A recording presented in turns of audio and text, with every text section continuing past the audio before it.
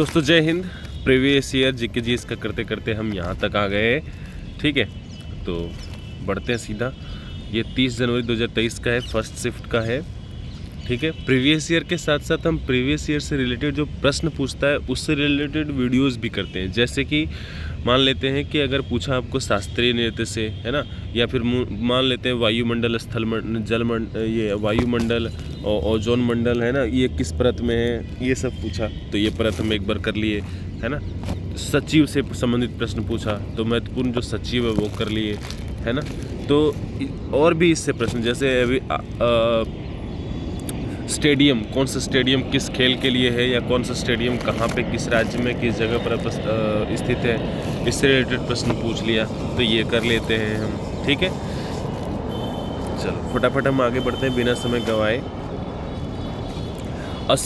सम्राट अशोक की मृत्यु कब हुई? तो मौर्य सम्राट के संस्थापक कौन? चंद्रगुप्त मौर्य, चंद्रगुप्त, है ना, चंद्रगुप्त। उसके बाद कौन? तो बिंदुसार,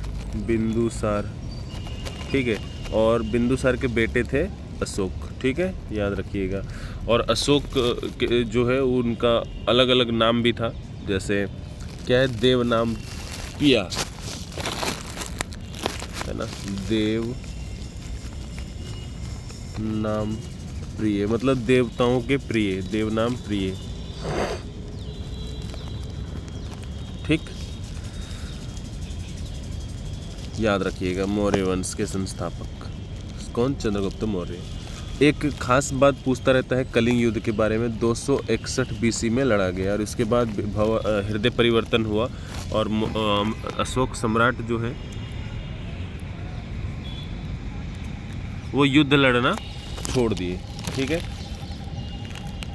चलो, तो इस प्रश्न का पूछ रहा है कि इनका मृत्यु कब हुआ? तो 232 में हुआ था। ठीक है, कब हुआ? 232 ईसा पूर्व। ठीक, कई बार पूछता है कि ये किससे ज्ञान किससे लिए थे, है ना, किसके वजह से बौद्ध में जुड़ गए थे, है ना, बौद्ध के अनुयायी बन गए थे, सीधी बात है। तो उपगुप्त, ठीक है, उपगुप्त से ज्ञान लिए थे, दीक्षा लिए थे। फसल उत्सव नबन्ना कहाँ मनाया जाता है? देखो ये प्रश्न है, शुरुआत में भी आप अगर देख रहे होगे या किए होगे खुद से तो देखा होगा। ठीक है, नबन्ना और नुआखाई, है ना, नुआ या नुआखाई। नुआखाई का मतलब नया अन्न, है ना, नया अन्न, खाई मतलब भोजन, है ना, खाई, खैया, है ना, अपने यहाँ बोलते हैं। तो नुआखाई जो है वो भी कहाँ का है? उड़ीसा का है, याद रखिएगा। ठीक है, इससे रिलेटेड प्रश्न पूछता है। और अभी पूछ रहा है नबन्ना, तो नबन्ना कहाँ मनाया जाता है? तो ये पश्चिम बंगाल में मनाया जाता है, ये उड़ीसा में नहीं। नबन्ना उड़ीसा में, नबन्ना पश्चिम बंगाल में, नुआखाई कहाँ पे? उड़ीसा में। ठीक है, याद रखिएगा। पश्चिम बंगाल की ममता बनर्जी मुख्यमंत्री हैं, सभी को पता होगा। गवर्नर का नाम क्या है? तो गवर्नर का नाम है CB आनंद बोस। ठीक है, CB आनंद बोस। ये त्यौहार कई बार पूछता है कब मनाया जाता है, तो याद रखिएगा अगहन, नवंबर के महीने में। ठीक है, इसको बसंत उत्सव भी कहा जाता है। ठीक है,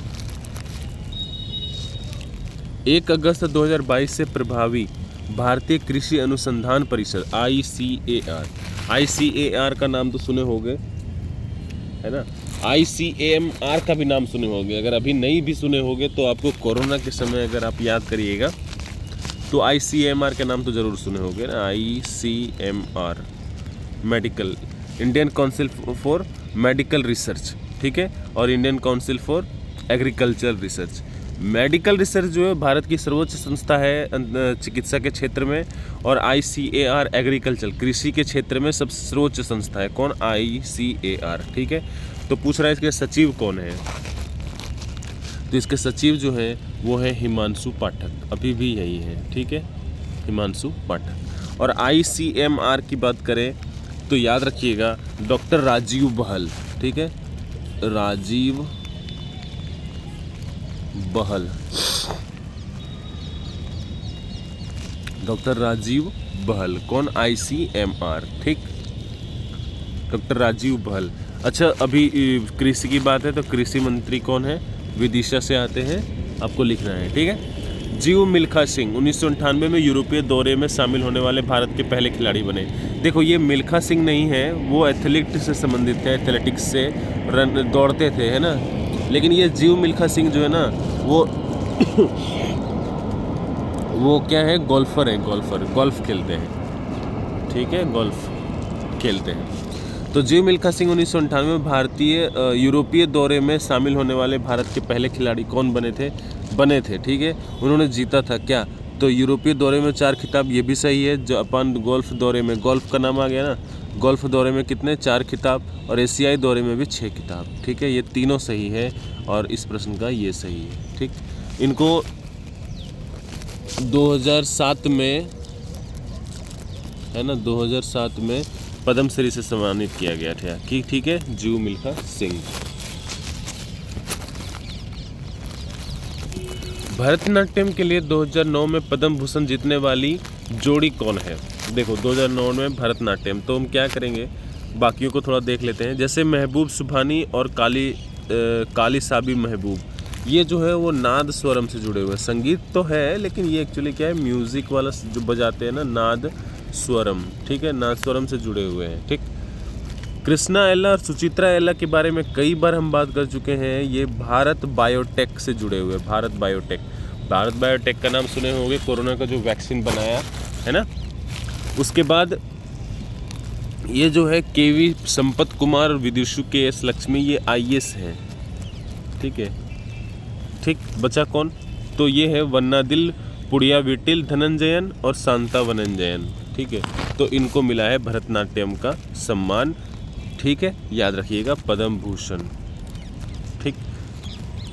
अभी पद्म विभूषण 3 व्यक्तियों को मिला है, आपको लिखना है, ठीक है, कौन कौन से, जैसे चिरंजीवी को मिला है ना, वैजंती माला को मिला है, तो ये सब आपको लिखना है। और जो 2 लोगों को मिला है, एक तो कला क्षेत्र, 2 तो नृत्य क्षेत्र से हैं, जैसे आपको बताया वैजंती माला, है ना, भरतनाट्यम से संबंधित हैं, और किनको, तो चिरंजीवी को, ठीक है। तो ये याद रखना है, ऐसे प्रश्न देखने को मिलेगा अभी भविष्य में।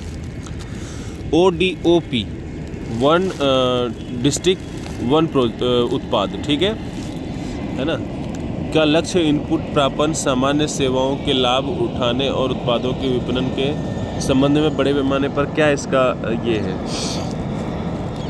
तो एक जिला एक उत्पाद, ठीक है, सीधी बात है, एक प्रोडक्ट, ठीक है। तो ये इसका है। इससे पूछा जा सकता है कि इसको पहली बार लॉन्च कौन किया, तो याद रखिएगा 2018 में पहली बार उत्तर प्रदेश सरकार योगी जी की है, ठीक है। भारत में इसको बाद में लॉन्च किया गया, पहले मतलब भारत में मतलब केंद्र स्तर पर, पहले ये राज्य स्तर पर योगी जी की है 2018 में, ठीक है। ये एक बढ़िया योजना है, वोकल फॉर लोकल या लोकल चीज़ों को पहचान दिलाने के लिए और आत्मनिर्भर बनाने के लिए हर जिला को, ठीक है, कहीं ना कहीं, तो ये बढ़िया है। बाद में इसको कॉपी करके केंद्र सरकार ले गई, ठीक है, क्योंकि इसका जो सफलता है वो ज़्यादा बड़े पैमाने पर दिखा, ठीक है। हालांकि ये स्थानीय स्तर पर जब तक इसका नहीं होगा तब तक मुश्किल होता है थोड़ा, ठीक। भारतीय संविधान का कौन सा अनुच्छेद भारत के नियंत्रक एवं महालेखा परीक्षक के कर्तव्यों से संबंधित है, ठीक है। तो देखो जो ये CAG है ना, कहाँ गए, नियंत्रक एवं महालेखा परीक्षक जो है वो एक्चुअली कहाँ से कहाँ तक है, तो 148 अनुच्छेद से 151, कितने, 151, ठीक है, याद रखिएगा। पहला कौन था, फर्स्ट, है ना, फर्स्ट कौन था, तो नरहरि राव, ठीक है, याद रखिएगा, नरहरि, भी नरहरि, है ना, वी नरहरि राव, ठीक। अभी कौन है, तो याद रखिएगा, ये प्रश्न बहुत इंपॉर्टेंट है। वर्तमान में कौन, प्रेजेंट टाइम पे कौन है, तो याद रखिए गिरीश चंद्र मुर्मू, GC गिरीश चंद्र मुर्मू, है ना, राष्ट्रपति द्रौपदी मुर्मू है। तो याद रखिएगा राष्ट्रपति ही इसकी नियुक्ति करते हैं 6 वर्ष या 65 वर्ष, जो पहले हो जाए, मतलब 65 वर्ष की आयु हो जाए या फिर 6 वर्ष उसका कार्यकाल हो जाए, ठीक है, याद रखना। नियुक्ति कौन करता है, राष्ट्रपति, और राष्ट्रपति ही इसको मतलब इसका त्यागपत्र स्वीकार करेगा, ठीक है। तो कौन था पहले, नरहरि राव, अभी कौन है, गिरीश चंद्र मुर्मू। अनुच्छेद कहाँ से कहाँ तक, 148 से 151 तक, ठीक। अभी 160 और 165 क्या है, तो 160 में है, वो याद रखिएगा, ये है राज्यपाल से संबंधित है, इमरजेंसी में क्या क्या शक्तियाँ उसको मिलती हैं, ठीक है। अनुच्छेद 165 में क्या है, तो ये याद रखिएगा महाधिवक्ता से संबंधित है, महाधिवक्ता है ना, महाधिवक्ता जो अपने स्टेट में होते हैं उनसे, उससे संबंधित है, ठीक है। 165। 148 में क्या है, तो 148 में है अधिकार, क्या है, अधिकार, ठीक। किसका अधिकार है, तो सीएजी का ही, ठीक है। अभी इस प्रश्न में पूछा जा रहा है भारत के नियंत्रक एवं महालेखा परीक्षक के कर्तव्य और शक्ति के बारे में, उसका सही जवाब क्या होगा, 149, ठीक है, याद रखिएगा।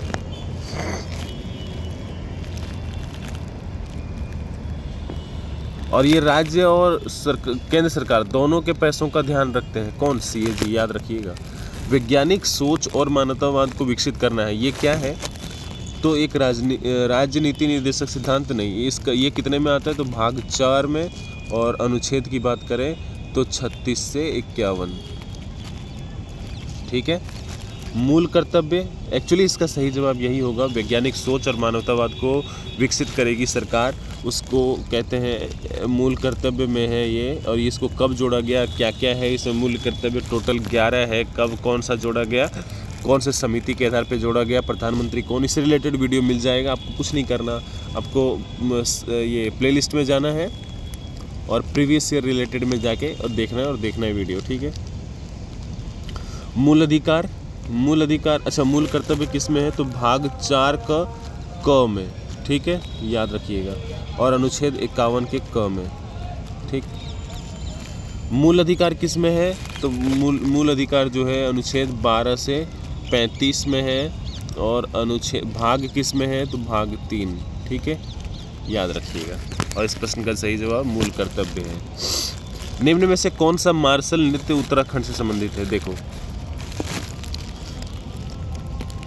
थांगता, ये किससे संबंधित है, तो इसके बारे में हम, ये प्रश्न जो है वो पहली बार नहीं, इससे पहले भी पूछा जा चुका है, ठीक है। अगर आप मुझे बार बार देख रहे होगे तो आपको पता चल रहा होगा, ठीक है, याद रखिए। किसका है ये, मणिपुर, ठीक है, मणिपुर, ठीक। गटका, ये तो पहली बार आया है वैसे, लेकिन हम कई इससे रिलेटेड वीडियो जैसे लोक नृत्य या क्या बोल रहे हैं इसको, डांस से संबंधित, ये सारा वीडियो जो है वो आपको चैनल पे मिल जाएगा प्रीवियस ईयर रिलेटेड में, ठीक है। तो अभी हम देख रहे हैं किसका, गटका, और वो किससे संबंधित है, तो पंजाब, ठीक। कलारीपट्टू जो है वो है केरल से संबंधित, किससे, केरल से संबंधित, ठीक है। ऐसे इस तरह का वीडियो आपको मिल जाएगा चैनल पे, आप ज़रूर देखिएगा कहीं ना कहीं, नहीं तो तैयारी अधूरी रह जाएगी, ठीक है। उत्तराखंड, छोलिया जो है किसका है, उत्तराखंड का है, ठीक है, याद रखिएगा, छोलिया किसका है, उत्तराखंड का। अच्छा, उत्तराखंड को देवभूमि बोलते हैं, और देवभूमि के मुख्यमंत्री कौन, तो मुख्यमंत्री हैं पुष्कर सिंह धामी, है ना। सीएम कौन है, पुष्कर सिंह धामी, है ना, पुष्कर सिंह धामी। गवर्नर कौन है भाई, तो गवर्नर है गुरमीत सिंह, ठीक है, गुरमीत सिंह। आगे बढ़ते हैं। ब्रेबोर्न क्रिकेट स्टेडियम भारत के किस राज्य में स्थित है, देखो, ये क्रिकेट स्टेडियम के बारे में हम पहले भी देख चुके हैं कि ऐसा प्रश्न जो है वो देखने को मिल रहा है, ठीक। तो ये सीधी बात है, वानखेड़े जहाँ है वहीं पे ये भी है, ठीक है, ब्रेबोर्न महाराष्ट्र में, ठीक। बिहार में क्या है, तो बिहार में है मोइनुल हक स्टेडियम, मोइनुल, पटना में है मोइनुल, पूछता है ये, ठीक है, मोइनुल हक स्टेडियम, ठीक। फिर दिल्ली की बात करें जो पूछता है तो है अरुण जेटली स्टेडियम, अरुण जेटली स्टेडियम, ठीक है, याद रखिएगा, ये सब प्रश्न देखने को मिलेगा। अभी जो मैच हो रहा था भारत बांग्लादेश, जिसमें भारत जीत गया है बांग्लादेश को दोनों मैचों में हरा करके, है ना, तो याद रखिएगा कौन सा, कहाँ पे हो रहा था, तो चेन्नई में हो रहा था, चिदम्बरम स्टेडियम, है ना, चिदम्बरम स्टेडियम कहाँ पे, चेन्नई में, है ना, चेन्नई में। और एक मैच यहाँ हुआ, दूसरा मैच कहाँ पे हुआ, तो green park stadium,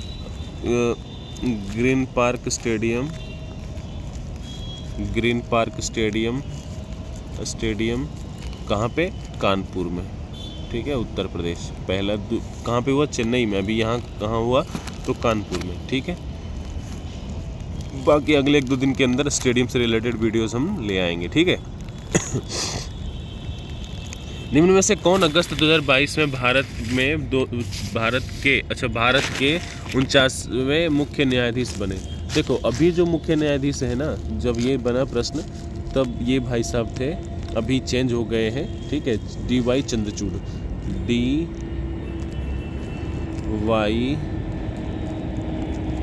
D.Y.. Chandrachud, ठीक है, डी.वाई. चंद्रचूड़, याद रखिएगा। अभी हाल में एक फैसला दिए थे ना कि आईआईटी कॉलेज में एडमिशन मिलना था एक लड़के को, तो उसका डेट जो है वो सर्वर एक्चुअली ख़त्म हो गया था, तो अपील किया था सुप्रीम कोर्ट से। सुप्रीम कोर्ट ने उसको दाखिला देने के लिए बोला है ना। बढ़िया, अच्छी बात है। भारत की जीडीपी में एक्स के क्षेत्रक का योगदान अनुपात 1950 से 51 में 11% से बढ़कर 1990-91 में इतना % हो गया था। देखो, अभी हम देख लेते हैं। वैसे इस प्रश्न का जो सही जवाब है वो है उद्योग, ठीक है। जो अभी इंडस्ट्री है ना, वो अभी वर्तमान में 2023-24 तक कितना हो गया है? तो 33% करीब, ठीक है। 31 से ज़्यादा % है, ठीक है। कृषि की बात करें तो कृषि जो है वो 18.2% है, ठीक है, जीडीपी में, ठीक है। सेवा सबसे अधिक है। सेवा कितना है? सबसे ज़्यादा योगदान देता है जीडीपी में, 55%, ठीक है। ये डेटा जो है वो 2024 का है। ये जो है थोड़ा पुराना है, ढूंढने से मिला नहीं, तो आप इसका थोड़ा सा ध्यान रख सकते हो। कृषि कितना? 18, तो ये थोड़ा कम भी हो सकता है, ठीक है। और दूसरा क्या? उद्योग, तो उद्योग में थोड़ा बढ़ भी सकता है, जैसे हर साल ये थोड़ा थोड़ा बढ़ रहा है। डिफेंस में तो ये जो है वो है सिर्फ 2.6%, ठीक है, जीडीपी में। तो सबसे ज़्यादा किस में जीडीपी का योगदान? तो सेवा क्षेत्र का। ईस्ट इंडिया कंपनी ने इंग्लैंड की महारानी एलिजाबेथ प्रथम से एक चार्टर प्राप्त किया, जिससे इसे पूरब के साथ व्यापार करने का अधिकार मिल गया।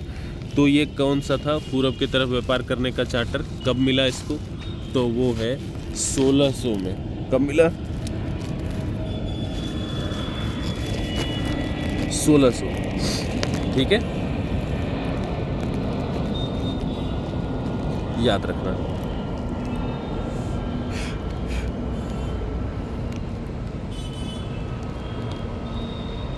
अच्छा, इसमें किस किस चीज़ का व्यापार करने का मिला था? तो सबसे बड़ा जो चीज़ था ना वो था अफीम और चाय। किसका?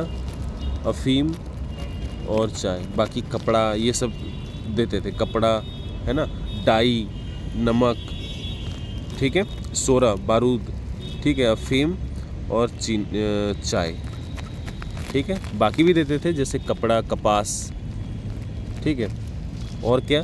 तो सोरा, बारूद होता है ये, ठीक है, याद रखना।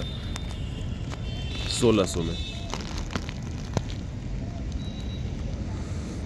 भारत में 2011 की अंतिम जनगणना कितने चरणों में की गई थी?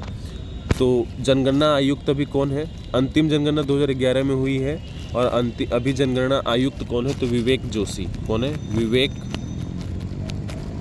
जोशी, याद रखिएगा, जोशी, ठीक है। कितने चरणों में हुई? तो ये 2 चरणों में हुई, 2 चरणों में, 2 चरणों में, ठीक है। कुछ चीज़ इसके बारे में पढ़ लेते हैं थोड़ा, जैसे सबसे शिक्षित राज्य केरल, बिहार सबसे कम, ठीक है। जनसंख्या घनत्व, डेंसिटी, ठीक है, जनसंख्या घनत्व में सबसे आगे कौन? तो बिहार। सबसे कम कौन? अरुणाचल प्रदेश, ठीक। क्षेत्रफल की दृष्टि से बात करें सबसे बड़ा कौन? तो क्षेत्रफल की दृष्टि से सबसे बड़ा राजस्थान है ना, सबसे बड़ा राजस्थान। सबसे छोटा कौन? गोवा, ठीक।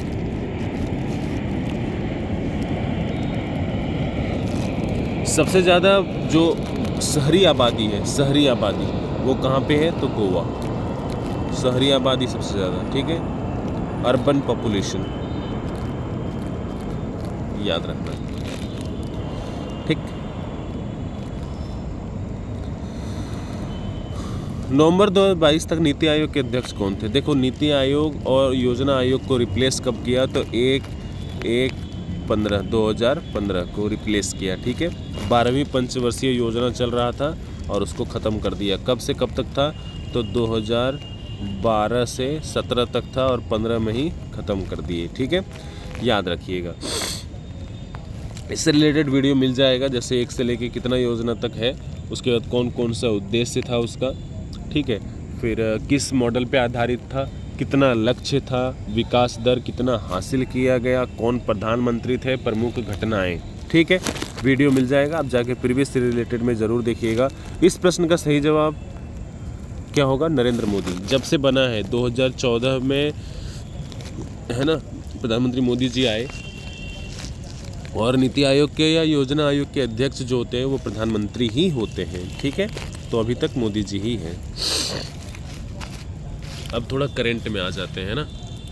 फुटबॉल में भारत ने आज शाम भूटान के थिम्पू में, क्या है एक्चुअली, अंडर 17 SAFF चल रहा है टूर्नामेंट। ठीक है, ये ACI है। SAFF का मतलब साउथ एशियन फुटबॉल फेडरेशन।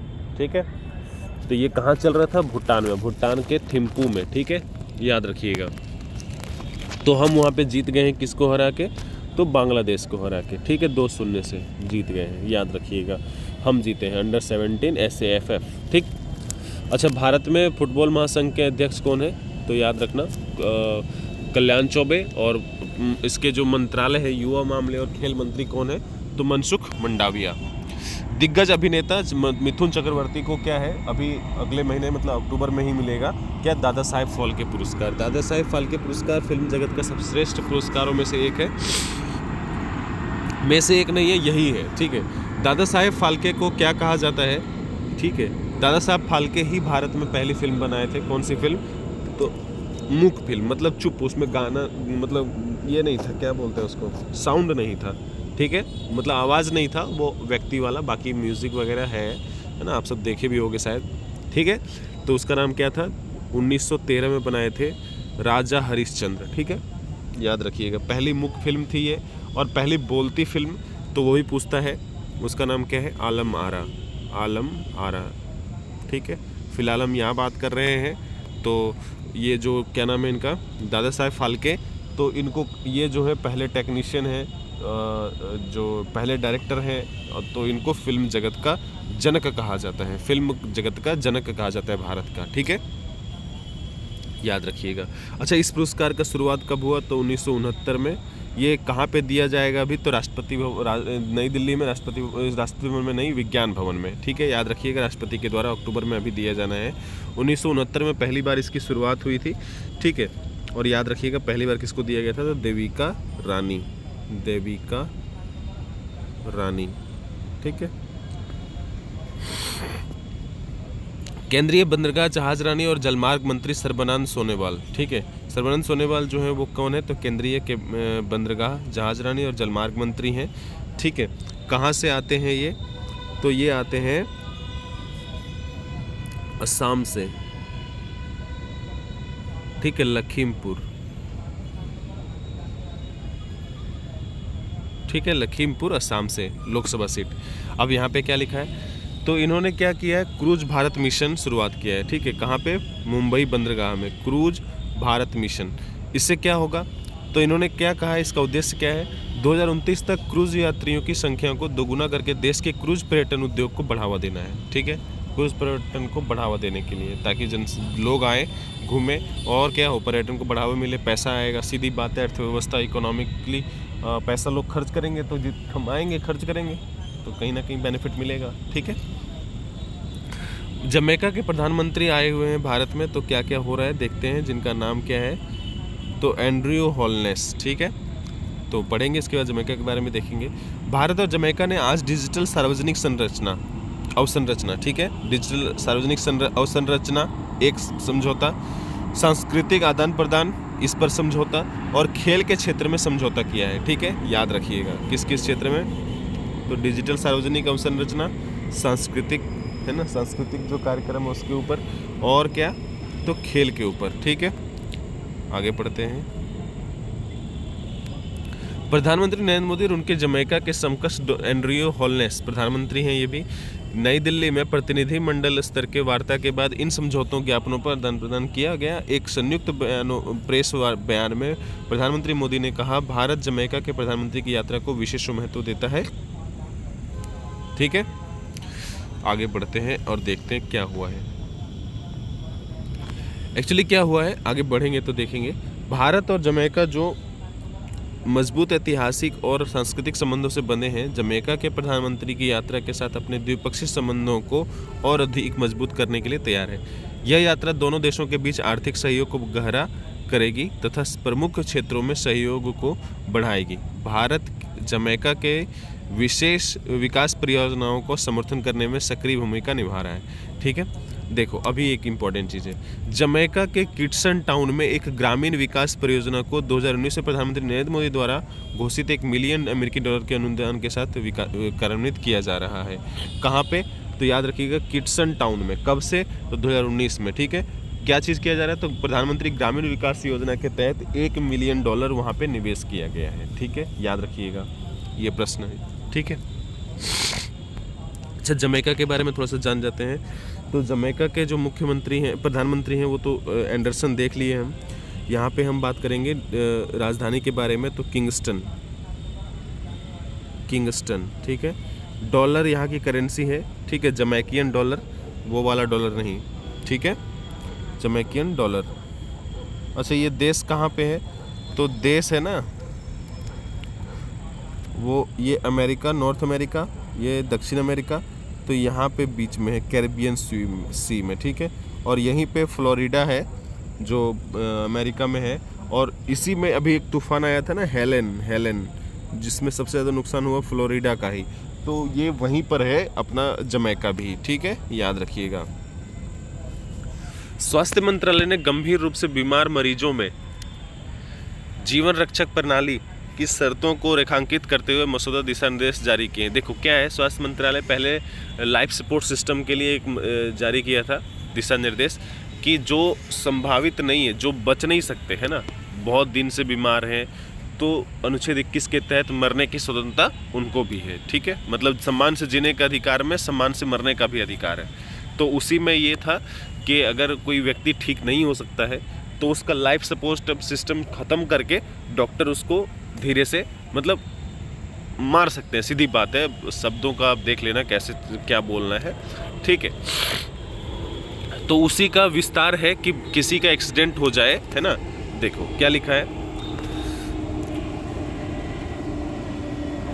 घातक बीमारी को अपरिवर्तनीय और लाइलाज की स्थिति के रूप में परिभाषित किया है जिसमें निकट भविष्य में मृत्यु अपरिहार्य है। ठीक है, मृत्यु होना ही है और ठीक भी नहीं हो सकता। अगर डॉक्टर ऐसा कहता है तो एक मेडिकल बोर्ड बैठता है जिसमें जिला न्यायाधीश भी होते हैं। 72 घंटों के बाद भी ठीक ना होने के कारण गंभीर मस्तिष्क चोटों को भी इस श्रेणी में शामिल किया गया है। सीधी बात है। ठीक है, कोई मस्तिष्क चोट हो गया है और 72 घंटे तक बॉडी कोई रिस्पॉन्स ना करे और डॉक्टर निकट भविष्य में मतलब ठीक होने की कोई संभावना ना हो, तो इसको शामिल कर लिया गया है। मध्य प्रदेश सरकार ने हीट वेव लू होता है ना, लू गर्मी में जो चलता है, उसको प्राकृतिक आपदाओं की श्रेणी में ले आया। जिसके बाद क्या होगा, तो ये कब से लागू होगा, ये प्रश्न इंपॉर्टेंट हो जाएगा। ठीक है, याद रखिएगा 2025 में गर्मियों में लागू हो जाएगा। हीट वेव मतलब वही जो लू होता लगता है ना, कई लोग मर जाते हैं, तो उसको प्राकृतिक आपदाओं में शामिल करने से क्या होगा, जो लोग इसके मतलब चपेट में आएंगे तो उनको आर्थिक रूप से लाभ मिल जाएगा। ठीक है, जैसे बाढ़ में या सूखा में या किसी कारण से वज्रपात होता है और मारे जाते हैं तो उसको आर्थिक लाभ मिलता है थोड़ा सा परिवार को। तो गर्मियों में जो लू चलता है, हीट वेव होता है, उसको भी ये शामिल कर लिए हैं। ठीक है, याद रखिएगा। अभी मध्य प्रदेश की बात आ गई है, तो मध्य प्रदेश में मुख्यमंत्री कौन, तो डॉक्टर मोहन यादव। डॉक्टर मोहन है ना, मोहन यादव। ठीक, गवर्नर कौन है, तो मंगू भाई पटेल। मंगू भाई पटेल। ठीक है, आगे बढ़ते हैं। स्वच्छता ही सेवा अभियान। स्वच्छता अभियान शुरू किया गया था कब, तो 2014 में 2 अक्टूबर को, गांधी जयंती के दिन, 2 अक्टूबर 2014। ठीक है, शुरू किया गया था। अभी 10वां वर्ष हम मना रहे हैं। और इस वर्ष का जो थीम था वो पहले थीम से पहले वो जान लो कब से कब तक मनाया गया। तो 17 सितंबर से 2 अक्टूबर तक, आज ही तक था, ठीक है, जो आप मुझे देख रहे हो। आज समापन हो जाएगा। इसका जो थीम है, तो थीम क्या था, तो स्वभाव स्वच्छता संस्कार स्वच्छता, ठीक है, स्वभाव स्वच्छता संस्कार स्वच्छता, ठीक है, ये थीम था, याद रखना। प्रधानमंत्री नरेंद्र मोदी कल झारखंड के हजारीबाग में एक दिवसीय दौरे पर रहेंगे, ठीक है। आज की बात बताई जा रही है। 79,156 करोड़ रुपए के कुल लागत वाली महत्वाकांक्षी प्रधानमंत्री जनजातीय उन्नत ग्राम अभियान, ठीक है, इसका नाम इन्होंने क्या रखा है, तो देखो इसके बारे में हम पहले भी बात कर चुके हैं। आदिवासी समुदायों को सशक्त बनाने के लिए ग्रामीण बुनियादी ढांचे को बढ़ाने के लिए सरकार के प्रयासों में विभिन्न परियोजनाओं में से, ठीक है, धरती आबा जनजातीय ग्राम उत्कर्ष अभियान महत्वपूर्ण है, ठीक है। कौन सा योजना है, तो धरती आबा जनजातीय ग्राम उत्कर्ष योजना, ठीक है। और इस अभियान की शुरुआत कहाँ से हो रही है, तो हजारीबाग के यहाँ से, क्या नाम है उसका, विनोबा भावे परिसर से, ठीक है, विनोबा भावे जो यूनिवर्सिटी है उसके परिसर से, ठीक है। तो ये कल्याणकारी योजनाएं हैं जो आदिवासी समुदाय का जीवन स्तर को सुधारेगा, जिसमें 549 जिले शामिल होंगे, 63,000 से ज़्यादा गांव शामिल होंगे और 5 करोड़ से अधिक मतलब हमारे शेड्यूल्ड ट्राइब जो भाई हैं वो शामिल होंगे, ठीक है, याद रखिएगा। और प्रधानमंत्री 40 एकलव्य स्कूलों का उद्घाटन भी करेंगे, ठीक है, वीडियो कॉन्फ्रेंसिंग के माध्यम से करेंगे।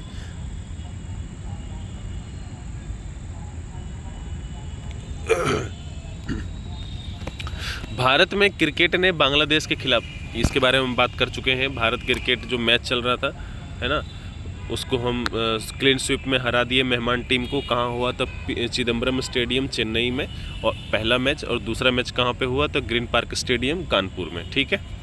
आगे बढ़ते हैं। रक्षा मंत्री राजनाथ सिंह ने आज नई दिल्ली में राष्ट्रीय युद्ध स्मारक से, नई दिल्ली में राष्ट्रीय युद्ध स्मारक से वायु वीर विजेता कार रैली, कौन सी रैली, तो वायु वीर विजेता कार रैली को गर्मजोशी से रवाना किया। कहाँ से, तो राष्ट्रीय युद्ध स्मारक नई दिल्ली से, ठीक है, याद रखिएगा, पूछा जा सकता है। यह रैली लद्दाख के थोइस पहुँचेगी और उसके बाद ये कहाँ जाएगी, तो तवांग डिस्ट्रिक्ट, कहाँ गया, तवांग, अरुणाचल प्रदेश के तवांग डिस्ट्रिक्ट जाएगी। मतलब पहले राष्ट्रीय युद्ध स्मारक नई दिल्ली से पहले जाएगी लद्दाख, ठीक है, थोइस, और यहाँ से फिर पहुँचेगी कहाँ पे, तवांग में, ठीक है, याद रखिएगा। और इस दिन 92 वर्षगांठ मनाएगा किसका, एयरफोर्स का, ठीक है। 8 अक्टूबर को मनाते हैं हम एयरफोर्स डे, याद रखिएगा, एयरफोर्स डे। और एयरफोर्स के अभी जो प्रमुख हैं 30 सितंबर को बदल गए हैं, और उनका नाम क्या है, तो याद रखिएगा, एयर मार्शल, है ना, एयर मार्शल अमरप्रीत सिंह, ठीक है, अमरप्रीत सिंह। अभी विवेक राम चौधरी जो है वो रिटायर हो गए, तो इनके पद जो है वो इन्होंने पदभार संभाला है। कौन, तो अमरप्रीत सिंह, ठीक, याद रखिएगा। देश भर में और विदेशों में भारतीय मिशनों द्वारा कई कार्यक्रम आयोजित किए जा रहे हैं। राष्ट्रीय राजधानी में बापू की समाधि, देखो क्या है, एक्चुअली 2 अक्टूबर है, और राष्ट्रपिता महात्मा गांधी और पूर्व प्रधानमंत्री लाल बहादुर शास्त्री की जयंती है, तो वो हम मना रहे हैं, ठीक है।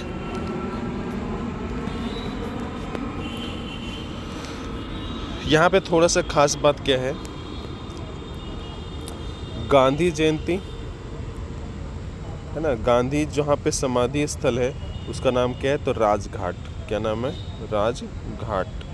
और जहाँ पे लाल बहादुर शास्त्री है ना, लाल बहादुर शास्त्री की मतलब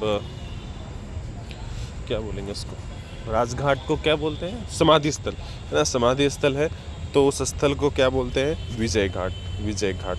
विजय से याद रखिएगा, इन्होंने पाकिस्तान पे विजय पाई थी, और अयूब खान हमेशा मजाक बनाते थे कि लाल बहादुर शास्त्री का कि ये छोटे से हैं, है ना, 5 फीट 2 इंच की हाइट थी।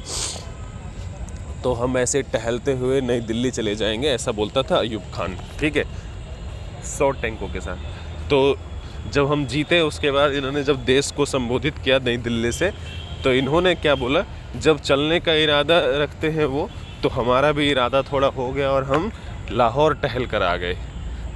ठीक है, चलो इसी के साथ ख़त्म करते हैं वीडियो। पसंद आएगा तो दोस्तों के साथ शेयर करना मत भूलिएगा। मिलते हैं फिर, जय हिंद।